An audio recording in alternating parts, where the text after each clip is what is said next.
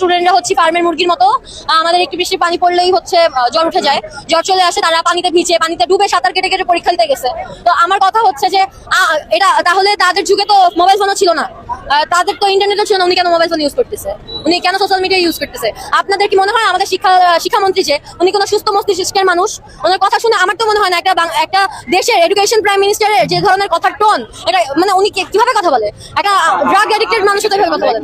শিক্ষামন্ত্রীর বিরুদ্ধে রীতিমতো সাইবার আন্দোলন শুরু হয়েছে। উচ্চ মাধ্যমিক শিক্ষার্থীরা রীতিমতো বিক্ষুব্ধভাবে শিক্ষামন্ত্রীর বিরুদ্ধে মত প্রকাশ করছেন। যেখানে পুরো বাংলাদেশ দুর্যোগে নিমজ্জিত, চতুর্দিক থেকে পানি ছেড়ে দেওয়া হয়েছে, বাংলাদেশ বন্যা কবলিত হয়ে গেছে, প্রত্যেকটা জেলায় কম বেশি পানি বাড়ছে। সেই জায়গায় শুধুমাত্র চট্টগ্রাম বোর্ডের পরীক্ষা স্থগিত রেখে বাকি সব বোর্ডের পরীক্ষা চালু রেখেছে। শিক্ষার্থীরা কোনো কোনো ক্ষেত্রে সাঁতার কেটে পরীক্ষা দিতে যাচ্ছেন, কোনো কোনো ক্ষেত্রে শিক্ষার্থীরা এমনও পরিস্থিতি ফেস করছেন যেখানে তাদেরকে গলা অবধি পানি ডিঙিয়ে যেতে হচ্ছে, কোনো কোনো ক্ষেত্রে কোমর অবধি পানি ডিঙিয়েও যেতে হচ্ছে। কেউ কেউ বা অল্প পানি পার হতে গিয়ে ম্যানহলে পড়ে যাচ্ছেন, এরকম পরিস্থিতির ঘটনাও ঘটেছে। আবার ময়লা নোংরা পানি যেগুলো হচ্ছে সুয়ারেজ লাইনের পানি এসে বন্যার পানির সঙ্গে একত্রিত হচ্ছে, সেই পানি মারিয়ে তাদেরকে পরীক্ষা দিতে যেতে হচ্ছে। একটা ভিডিও তো এমন ভাবে ভাইরাল হয়েছে যে ভিডিওতে একজন শিক্ষার্থী বলছেন শিক্ষামন্ত্রীকে এই ময়লা পানি এক গ্লাস খাইয়ে দেওয়া হোক। দেখলেন তো, ঠিক এভাবেই শিক্ষার্থীরা ক্ষোভ প্রকাশ করছে। খুব শীঘ্রই এই শিক্ষামন্ত্রীর বিরুদ্ধে আন্দোলন শুরু হতে পারে। এরই মধ্যে সোশ্যাল মিডিয়ায় সাবেক শিক্ষামন্ত্রী দীপু মনির একটা ফটো কার্ড ভাইরাল হয়েছে, যেখানে তিনি দুর্যোগের সময়ে কি ব্যবস্থা নিতেন আর বর্তমান শিক্ষামন্ত্রী দুর্যোগের সময় কি ব্যবস্থা নেন এইটা কম্পেয়ার করছে জনগণ। ওই সময় অর্থাৎ যখন করোনাকালীন দুর্যোগ ছিল, তখন সামান্য প্রতিকূল পরিস্থিতি তৈরি হলেও শিক্ষার্থীদেরকে ছুটি দিয়ে দেওয়া হতো, বলা হতো দুর্যোগ অবস্থা চলে গেলে তারপর তারা পরীক্ষা দেবে।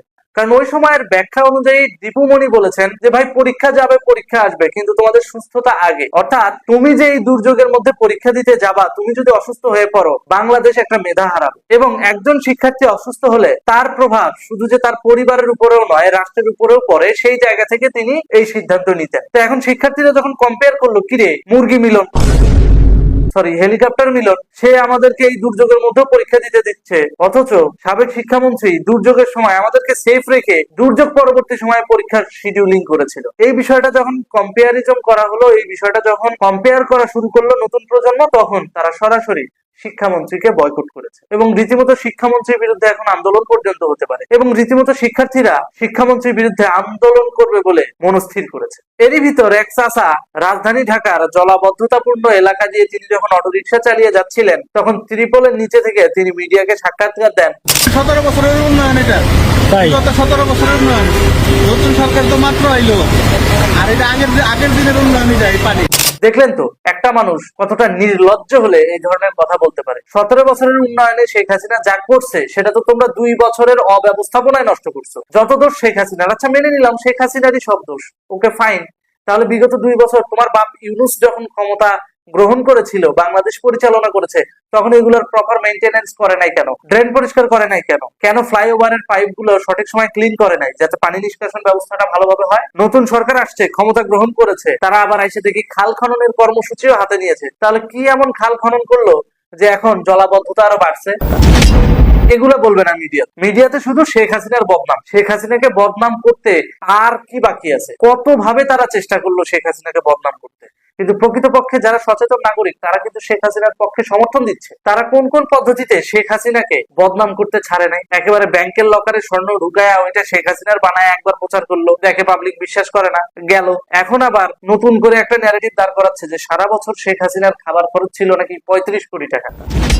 মানে অতীতে যে কয়বার সর্বপ্রথম বানাইলো কিন্তু আয়না ঘর, শেখ হাসিনার বদনাম করলো আয়না ঘর দিয়া, পরে দেখা গেল সেটা ভুয়া, এটা একটা ইউনূসের নাটক। স্টিলের চেয়ারে কেউ কারেন্ট শট দেয়, যখন পাবলিক এটা নিয়ে কথা বলা শুরু করলো, আয়না ঘরের স্টোরি বাদ। তারপর আসলো কি, শেখ হাসিনা বিদেশে টাকা পাচার করছে, কিন্তু বাস্তবে সেটার কোনো প্রমাণ পাওয়া যায়নি এবং আজ পর্যন্ত শেখ হাসিনার পাচারকৃত কোনো অর্থ ফেরত আনতে পারে নাই। তার মানে এটা মিথ্যা ন্যারেটিভ। ব্যাংকের লকারে গয়না রেখে শেখ হাসিনার নামে বদনাম করানো, যে যখন শেখ হাসিনা দাবি করে বসলেন ঠিক আছে তোমরা যখন বলছো ওই গয়না আমার, তাহলে ঠিক আছে সসম্মানে সেগুলো ফেরত দিয়ে দাও, তখন কিন্তু তড়িঘড়ি করে আসল গয়নার যে মালিক সে আবার এসে তড়িঘড়ি করে এটাকে ধামাচাপা দিয়ে সাইড করে ফেলছে। অর্থাৎ এটা ছিল গয়েশ্বর চন্দ্রের ছেলের বউয়ের গয়না, ওই ব্যাংকে রেখা তারা শেখ হাসিনার নামে চালায় দিতে চাইছিল।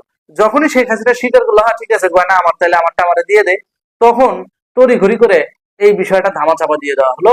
এইটা নিয়ে আর কিন্তু পরবর্তীতে কোনো কথা হয় নাই। সর্বশেষ এখন নতুন ন্যারেটিভ দাঁড় করাচ্ছে যে শেখ হাসিনা নাকি সারা বছরে 35 কোটি টাকার খাবার খাইত। মানে মানে এইভাবে করে করে শেখ হাসিনার বদনাম করতে আর কোন জিনিসটা বাকি আছে? কোনো কিছু তো বাকি নাই। তারপরেও শেখ হাসিনার বদনাম হয় না, পাবলিক বিশ্বাস করে না।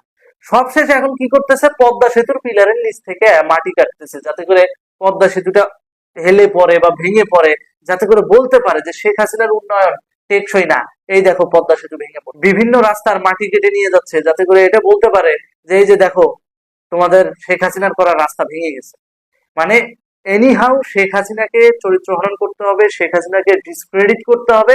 এইটার জন্য যা যা করা লাগে তাই তাই করছে বর্তমান সরকার। আবার এগুলো নিয়ে বললে সরকারের বিরুদ্ধে কথা বলা যাবে না, আপনাকে সামাজিক ভাবে পারিবারিক ভাবে হেনস্থা করবে। এটাই চলতেছে বর্তমান বাংলাদেশ। তাহলে এইভাবে করে শেখ হাসিনাকে থামাতে পারবেন? শেখ হাসিনা তো জনতার রায় নিয়ে, জনতার ব্যান্ডেড নিয়ে, জনতার প্রোটেকশন নিয়ে বাংলাদেশে ঢুকবে, তখন আটকাতে পারবেন? পারবেন না। আর এই জন্যই সাম্প্রতিক সময়ে তড়ি ঘড়ি করে মিটিং ডেকে তারেক রহমান একটা সিদ্ধান্ত দিয়ে দিচ্ছে, যাতে করে জামাতের সাথে যে সুসম্পর্কটা নষ্ট হয়ে গেছে এখন বিএনপির, এটা যেন আবার জোড়া লাগে। এই জন্য তিনি বলেছেন মতের বিভেদ থাকতেই পারে, ঐক্য যেন নষ্ট না হয়। তার বিরোধীদের উদ্দেশ্যে বলেছেন মতের অমিল থাকতেই পারে, ঐক্য যেন নষ্ট না হয়। তার মানে তিনি বুঝাচ্ছেন যে শেখ হাসিনা আসতেছে, যতই আমরা ঝগড়া করি আমরা আমরা কিন্তু এক থাকতে হবে, তা না হলে কিন্তু ক্ষমতার গদি টিকায় রাখা যাবে না। এটা নিউজে আসছে আরটিভিতে। তো এই হলো বাস্তবতা। জননেত্রী শেখ হাসিনাকে এতবার চরিত্র হনন করেও দুর্নীতিগ্রস্ত বানাইতে পারে নাই, চোর বানাইতে পারে নাই।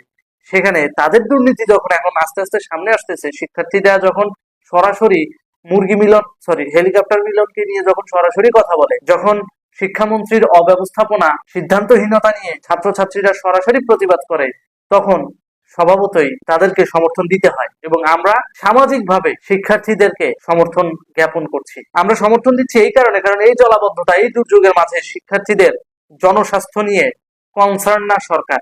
শিক্ষার্থী মরা মরুক, পরীক্ষা হতেই হবে।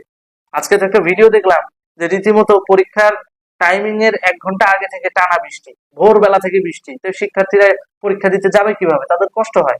তো এই বিষয়গুলা নজর আন্দাজ করে যখন তাদেরকে ফোর্স করা হয় যে না পরীক্ষা তোমাকে দিতেই হবে, তখন তারা বৃষ্টিতে ভিজে ভিজে কিন্তু পরীক্ষা দিতে যায়। আর বৃষ্টিতে ভিজে ভিজে পরীক্ষা দিতে গেলে প্রথম পরীক্ষা না হলে ভালোই দিল, বা ওই দিন বৃষ্টিতে ভিজে যায় পরীক্ষা দিয়ে না হয় ভালোই দিল, পরের পরীক্ষার আগে তো সর্দি লেগে দেবে, জ্বর লেগে দেবে, তখন কি করবে?